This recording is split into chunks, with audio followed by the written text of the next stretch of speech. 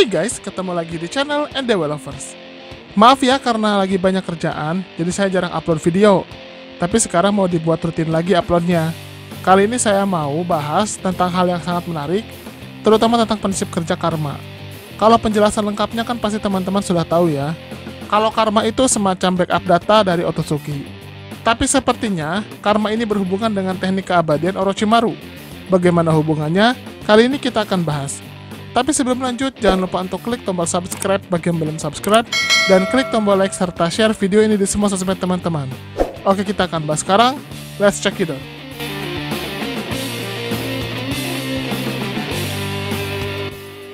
Oke, supaya tidak salah paham dulu ya, kita bahas dulu tentang keabadian Orochimaru.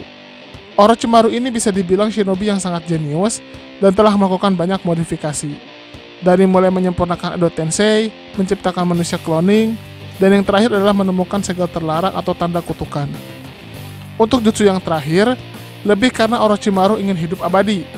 Cara kerja dari teknik ini ada dua, dan keduanya itu bisa digunakan dalam kondisi berbeda. Yang pertama kita kenal dengan teknik Fushi Tensei. Teknik itu pada dasarnya adalah teknik memindahkan tubuh. Teknik ini bukan murni ditemukan Orochimaru, tapi ternyata dia melihat dari bagaimana ular bisa meremajakan tubuhnya ketika mereka berganti kulit. Kemudian dia juga mempelajarinya dari Gua Ryuchi, dan dia pun belajar langsung kepada Hakuja Senin, sampai pada akhirnya dia bisa menguasai teknik itu. Orochimaru pertama harus menyiapkan dulu tubuh yang akan digunakan, di mana semakin muda dan semakin kuat tubuh itu, apalagi kalau tubuh itu memiliki kekuatan spesial, maka Orochimaru juga akan mendapatkan kekuatannya. Jika sudah waktunya, tubuh lamanya akan rusak, Orochimaru akan keluar dari tubuh itu dan masuk ke tubuh yang baru. Proses ini harus dilakukan seumur hidup dalam jangka waktu tertentu, sehingga secara harfiah Orochimaru akan terus hidup. Seperti yang saya katakan, jika tubuh inangnya punya kekuatan spesial, maka Orochimaru akan mendapatkan kekuatan itu. Makanya Orochimaru sangat tergila-gila dengan tubuh Itachi, dan kemudian karena gagal mendapatkannya, dia mengincar tubuh Sasuke. Walaupun ya akhirnya tetap gagal juga. Nah, itu cara pertama. Tapi bagaimana jika tubuh asli Orochimaru juga mati karena dibunuh? Seperti kasus ketika Sasuke membunuh Orochimaru. Ternyata dia juga sudah punya teknik lain, yaitu menempatkan curse mark atau segel kutukan yang ditempatkan di tubuh orang lain. Orochimaru pernah menempelkan curse mark di tubuh Sasuke, Anko, dan lain sebagainya. Curse mark ini adalah hasil penelitian Orochimaru terhadap tubuh Jugo yang bisa menyerap energi alam. Ditambah pengetahuan yang didapatkan dari Gua Ryuchi, karena ternyata kemampuan Jugo itu, terutama kemampuan klannya, sangat berhubungan dengan Gua Ryuchi. Prinsip kerjanya adalah, curse mark di tubuh lawan itu punya 3 fungsi. Fungsi pertama adalah membuat orang yang memiliki segel itu tidak bisa bergerak bebas karena berhasil diikat Orochimaru. Maksud dari tidak bisa bergerak bebas di sini, sewaktu-waktu segel itu bisa mengganggu tubuhnya ketika sedang bertarung, dan sekaligus menjadi penanda tubuh orang itu adalah calon tubuh baru bagi Orochimaru. Fungsi kedua adalah segel itu bisa menyerap energi alam walaupun tidak sempurna, dan jika orang yang memiliki segel itu tidak kuat untuk menyerap energi alam, maka tubuhnya tidak akan bisa dikendalikan. Dan fungsi ketiga adalah segel itu menjadi tempat jiwa Orochimaru disimpan. Jadi semacam backup data Orochimaru lah, dimana dengan cara tertentu, segel itu bisa aktif dan mengeluarkan tubuh Orochimaru. Sehingga walaupun tubuh utama Orochimaru sudah mati, tapi dia sudah membagi jiwanya ke dalam curse mark, sehingga Orochimaru tetap bisa hidup kembali. Orochimaru pernah bangkit 2 kali dengan cara ini. Yang pertama, di pertarungan akhir Sasuke dan Itachi, di mana curse mark di tubuh Sasuke aktif, lalu mengeluarkan ular besar dan ada Orochimaru di dalamnya.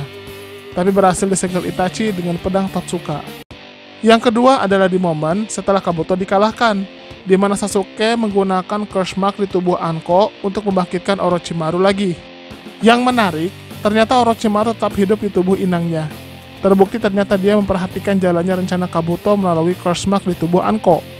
Nah, di sini yang unik, dua cara ini entah mengapa sangat mirip dengan cara kerja karma. Seperti kata Amado, karma ini adalah semacam backup file dari Otsutsuki. Seorang Otsutsuki yang ada di ambang kematian dapat menciptakan karma dan menempatkannya di tubuh manusia atau humanoid lainnya.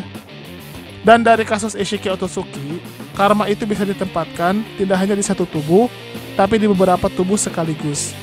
Cara kerja karma adalah segel ini setelah tertanam, akan secara perlahan tapi pasti mengekstrak data Otsutsuki yang kemudian lama-kelamaan akan mengambil alih tubuh inangnya.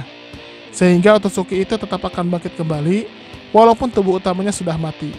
Sangat mirip dengan cara kerja Curse Mark Orochimaru kan? Bedanya di sini, walaupun Orochimaru telah bangkit di tubuh yang lain, Curse Mark Orochimaru di tubuh orang yang telah ditandainya tidak akan hilang. Seperti ketika Orochimaru bangkit di Curse Mark Sasuke, Orochimaru yang ada di tubuh Anko tetap ada dan tidak terpengaruh. Itulah mengapa Orochimaru tetap bisa bangkit lagi di tubuh Anko. Tapi karma berbeda. Jika Otsutsuki sudah bangkit di satu tubuh, maka karma di tubuh lain akan hilang. Ini adalah mekanisme keamanan agar jangan sampai terjadi dua kesadaran pada Otsutsuki. Jadi jelas ada kesamaan prinsip antara Curse Mark Orochimaru dan segel karma Otsutsuki. Apakah memang ada hubungan antara keduanya? Saya rasa ada. Kita harus tahu dulu jika asal muasal segel kutukan Orochimaru adalah Gua Ryuchi. Setelah Orochimaru pelajari tubuh Jugola, akhirnya dia tahu tentang gua itu. Dan akhirnya dia pun bisa sampai di sana. Terlepas dari Orochimaru yang hobi memodifikasi dan menyempurnakan jutsu, tapi jutsu terlarang itu bisa saya pastikan berasal dari gua itu dan mungkin dipelajari dari Hakuja Senin. Lalu, dari mana Hakuja Senin mendapatkan pengetahuan tentang segel karma itu? Disinilah saya berasumsi jika Hakuja Senin sama seperti halnya Gamamaru mempunyai bola ingatan, di mana bola itu bisa memperlihatkan visualisasi tentang apa yang terjadi di bumi. Gamamaru pernah menunjukkan kemampuan bola itu di hadapan Hagoromo, tapi baru sebatas kedatangan Kaguya ke bumi. Dan faktanya, teman-teman kalau melihat di dahi Hakuja Senin, juga ada bola yang sangat mirip. Besar kemungkinan itu adalah bola ingatan juga, karena Gamamaru dan Hakuja Senin telah ada di era sebelum Shinobi. Saya yakin Hakuja Senin memiliki pengetahuan yang sama dengan Gamamaru. Hanya saja, alih-alih mengawasi Kaguya, Hakuja Senin lebih tertarik mengawasi Ishiki dan Jigen. Di sini Hakuja pun melihat bagaimana seiring waktu karma terbentuk dan mempelajarinya. Akhirnya dia menciptakan teknik dengan prinsip kerja yang sangat mirip dengan karma. Pasti akan ada teman-teman yang bertanya, kalau Orochimaru pelajari teknik ini dari Hakuja Senin, dan Hakuja Senin pelajari teknik ini setelah dia melihat karma dari Ishiki, berarti Orochimaru tahu dong tentang Ishiki dan Jigen? Jawabannya bisa jadi iya. Tapi mengapa Orochimaru tidak memberitahukan ke orang lain? Jawabannya, bukan tidak mau, tapi buat apa dia memberitahukan? Orochimaru ini bukan seorang shinobi pada umumnya. Dia asyik dengan kehidupannya sendiri. Informasi sepenting itu, jika tidak berhubungan dengan dirinya, maka dia tidak perlu memberitahukannya kepada orang lain. Dan kalau kita kembali ke serial Naruto Shippuden, ketika dibangkitkan di tubuh Anko Mitarashi, Orochimaru mengatakan jika dia tidak tertarik dengan peran dunia shinobi keempat. Awalnya saya kira dia tobat, tapi sepertinya tidak murni tobat. Orochimaru tidak ingin terlibat, karena dia tahu nantinya akan ada tantangan yang lebih besar dan lebih mengerikan dibandingkan dengan peran dunia shinobi keempat, yaitu kemunculan Ishiki Otsutsuki. Intinya di sini, Orochimaru secara langsung maupun tidak langsung telah berhasil menerapkan cara kerja karma untuk manusia. Dan mungkin di chapter selanjutnya, entah chapter berapa, Orochimaru akan mulai berperan membantu mengungkap misteri lain dari karma.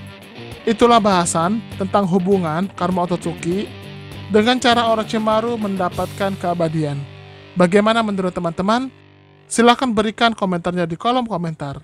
Terima kasih.